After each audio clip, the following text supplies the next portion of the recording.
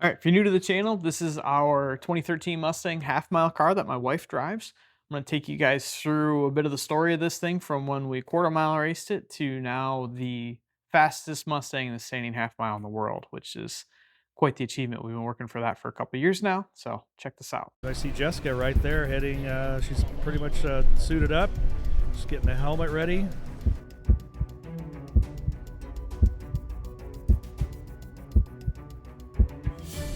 That is the world's fastest Mustang in the half mile, 224 yesterday. Jessica's got her game face on, which I think you pretty much have to do to pilot a car that fast.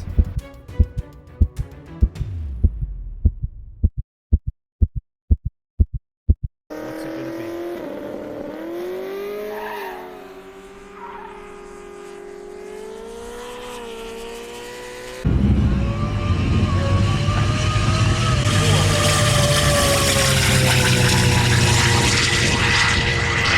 There it is, 230.65 miles an hour. Woo! Jessica Hassing sets the bar high. Oh my goodness. Had quite the journey with this car from the stock engine record days when we were still quarter-mile racing it.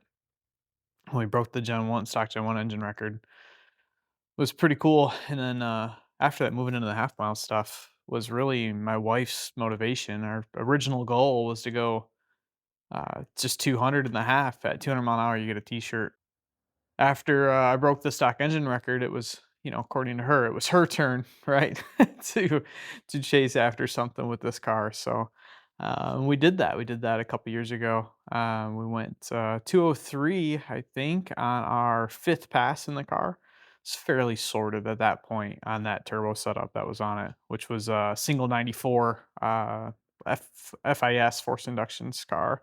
It was on a Haltech Elite 2500 at the time, just normal methanol M1 for fuel, pretty standard stuff.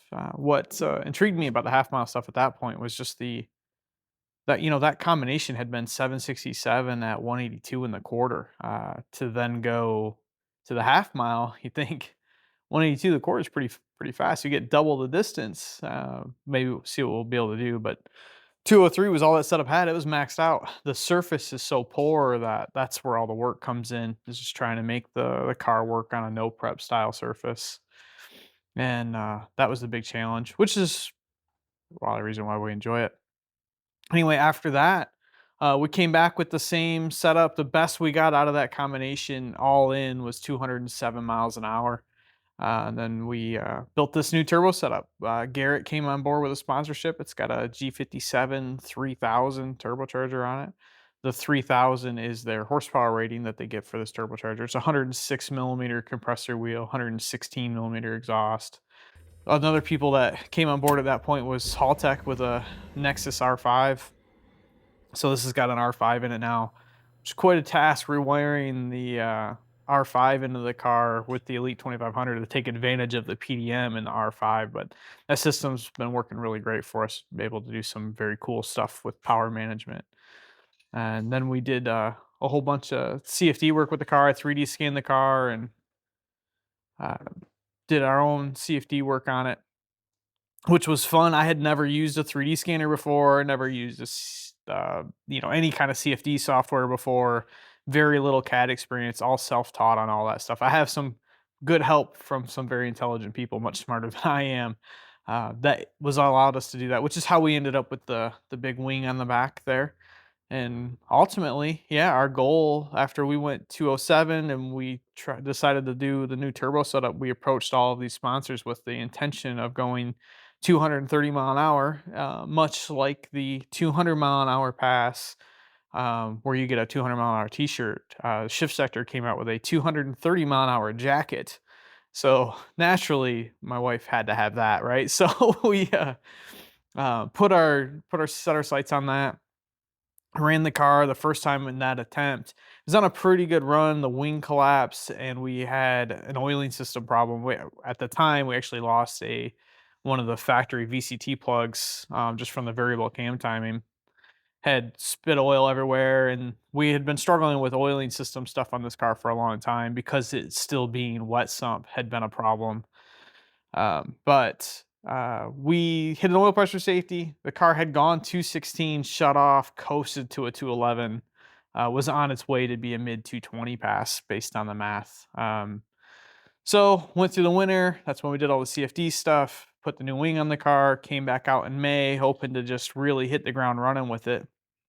And we lost the engine in, I think, the second or third pass we made because I got greedy. Made an error. I lowered the oil pressure safety because I it was just kissing it right at the very end, and we only needed it to go a little bit further. But it seemed like the more time we spent at high RPM, the faster that stuff became a problem. And that pass happened to be a pass where she had to pedal it a couple times, get back in it, so the duration was, it was like a 16-second run instead of a 14-second run, which meant it was just more time at higher RPM. I set the oil pressure safety to 50 psi. It fell to 55 psi and stayed there, which really meant it wasn't actually running out of oil. The oil was just becoming very aerated, so it was not quality oil getting to the engine. It spun a rod bearing, eventually broke the rod bolts, broke the piston, rod came out of the block. There was no fire, no crazy catastrophe. It was actually pretty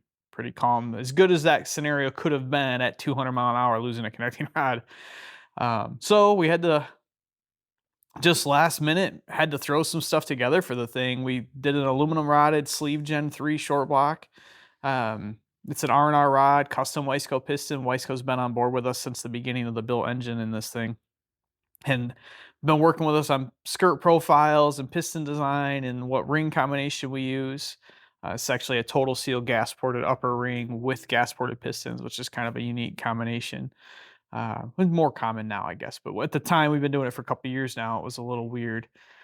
And that's what's in it now. So we went back in the August event and clicked off a few passes. We were really struggling with power management. Couldn't get the thing hooked up. And a lot of that stemmed from an error on my part. We had a boost control issue on the dyno, so I had to make some custom tables to just check the control.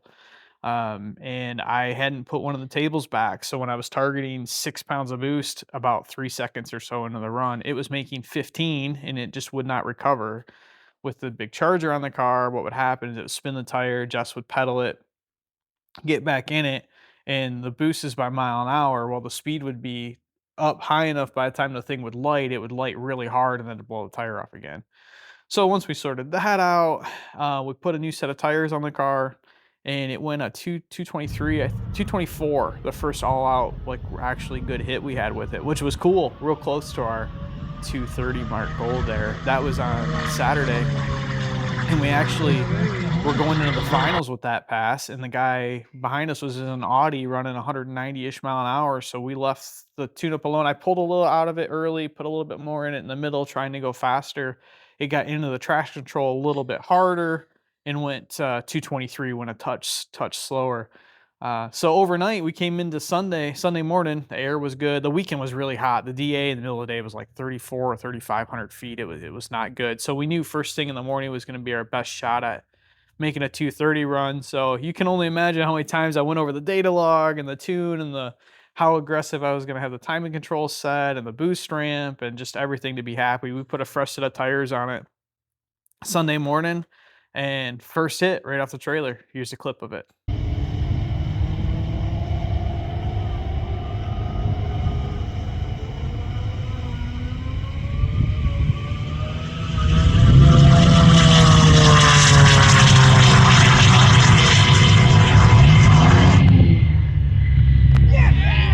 Woo! Yes!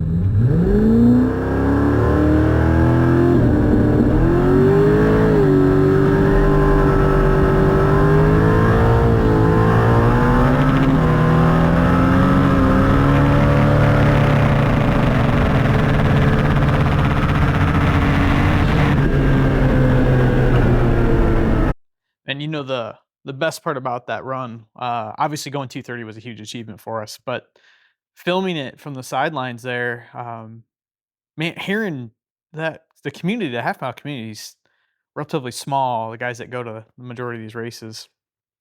And hearing all the guys around us start cheering was, just the people all around us start cheering, getting all excited was the cool part of that. It's really neat to see that small community kind of all come together and celebrate our victories with us. That was a really cool thing. But anyway, yeah. So 230.65 mile an hour. Some interesting notes. That was a 10, I believe 1021 at 177 miles an hour to the quarter. It gained 50 mile an hour from the eighth to the quarter, and then again from the quarter to the half, which is pretty wild. The aero resistance just is such a vertical line with speed. I mean, the people that support us is really kind of crazy. Haltech's come on board in a big way with this thing. Garrett again in a big way. We really couldn't have afforded to build the car this way without those two guys on board. And the fuel factory supplied us FX7 fuel for the year. We've got Weisco, which has been on board with Pistons since the beginning of this thing. Some of our local shops got Quality Graphics on board. They do some graphic work for the back of the car, all our decals and stuff, and they do our shirts and that kind of thing too. So just a lot of people to work with. That's been, I mean, just great, and couldn't do it without those guys. But anyway, I think that's it. What's it going to be?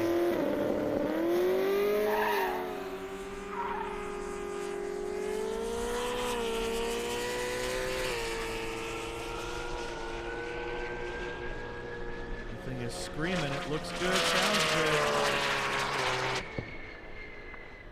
Pulled the chute. Looks like something might have come off that. Gonna have to get that looked at. Mile an hour. There it is. 230.65 miles an hour. Woo! Jessica Hassing sets the bar high. Oh my goodness.